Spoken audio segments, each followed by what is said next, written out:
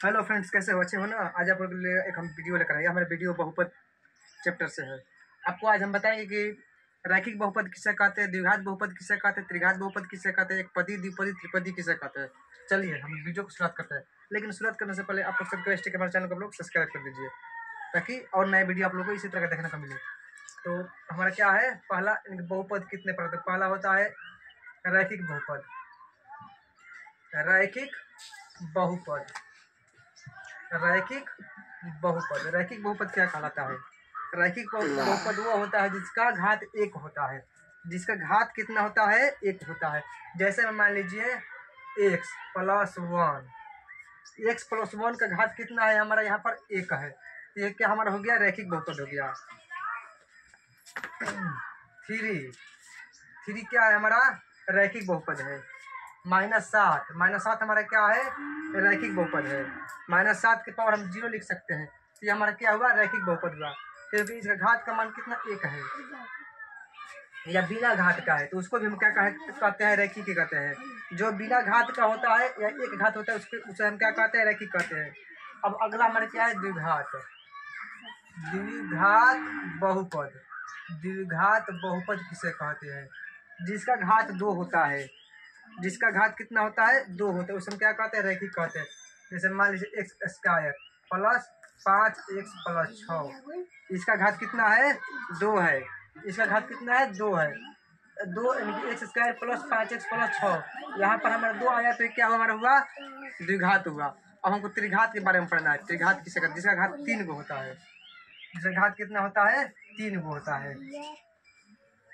जिसका घात होगा 3 गो क्या कहलाएगा? त्रिघात बहुपद। तो ये हमारा हो गया x के power 3 plus 5 x square plus 6x plus 9। मान लीजिए इस तरह का आपको क्वेश्चन कोई दे देगा, तो इतना दे देगा तो यहाँ पर आपको देखना है कि हमारा घात कितना हो रहा है। या कहीं भी मान लीजिए ऐसे भी कोई दे देगा भूलवाने के लिए, मान के चलिए आपको कंफ्यूज में डालने के लिए आपको क्वेश्चन इस तरह भी कोई दे सकता है। इस तरह भी कोई क्वेश्चन दे सकता है। आपको इसे से डरना नहीं है, देखना है कि इसमें घात कहाँ कहाँ कितना कितना है। यहाँ पर हमारा क्या है? 6x की पावर 3 है। फटाक से इसको सीधा कर देना है, और सीधा कर दीजिएगा तो हमारा क्या हो जाएगा? त्रिघात बहुपद में बदल जाएगा। यानी कि बहुपद ये है हमारा। अगला क्वेश्चन मान लीजिए आपको कोई दे देगा इस तरह, ये बोलेगा कि कौन सा बहुपद है बताइए। तो आप क्या देखिएगा? सबसे पहले अपना घात देखिएगा कि हमारा घात कितना यहाँ पर है। सबसे ज़्यादा हमारा घात कितना आ रहा है? 3 आ रहा है। तो हमारा क्या हो गया? त्रिघात बहुपद हो गया। अब रैखिक बहुपद और द्विघात बहुपद, त्रिघात बहुपद तो आप लोग को समझ में आगे आ ही गया होगा। अब आपको पढ़ाना है हमको एकपदी, द्विपदी, त्रिपदी। एकपदी किसे कहते हैं? द्विपदी कहते हैं किसे? और त्रिपदी किसे कहते हैं? ये हमारा एकपदी हो गया। एक पदी, एक पदी का मतलब होता है एगो पैर। जिसका एगो पैर होता है उसे एक पदी कहते हैं। तो मान लीजिए एक्स हो गया, एक्स हो गया, ये क्या है? हमारा एक पदी है। और एक्स के पावर मान लीजिए 25 कोई दे दिया। अब बोला कि बताइए कितना है? तो ये भी एक पदी है, क्योंकि हमारा ये पद एक ही है। पावर में जितना भी हो जाए उससे हमें लेन देन नहीं है। और एक्स की पावर 3 कोई कह देगा तो बोलिएगा एक पदी है। अगर यही पूछेगा कि कौन सा घात है? त्रिघात होगा। ये एक पदी होगा बहुपद और त्रिघात बहुपद दोनों होगा। अगला देखिए द्विपदी। द्विपदी कैसे होता है? द्विपदी बहुपद जिसका 2 गो पैर होता है, 2 गो पाँव होता है, उसे हम द्विपदी कहते हैं। मान लीजिए x प्लस 2, x प्लस 2, 1 2 1 2, इसका कितना पैर है? तो 2 ठो पैर है, इसलिए क्या हुआ? द्विपदी हुआ। त्रिपदी का क्या होता है? त्रिपदी, त्रिपदी का क्या होता है? 3 गो, X square plus 5x plus 6, 1 2 3, ये हमारा त्रिपदी हो गया। तो ये हमारा एक पदी हो गया, ये हमारा द्विपदी हो गया, ये हमारा त्रिपदी हो गया, ये हमारा रैखिक हो गया, द्विघात हो गया, त्रिघात हो गया। तो ये हमारा हो गया। अब हमको व्यापक नियम भी होता है इसमें।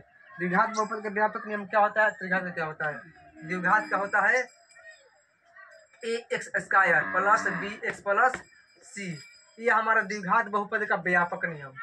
द्विघात बहुपद का व्यापक नियम, द्विघात बहुपद का हमारे व्यापक नियम है। त्रिघात का भी व्यापक नियम होता है।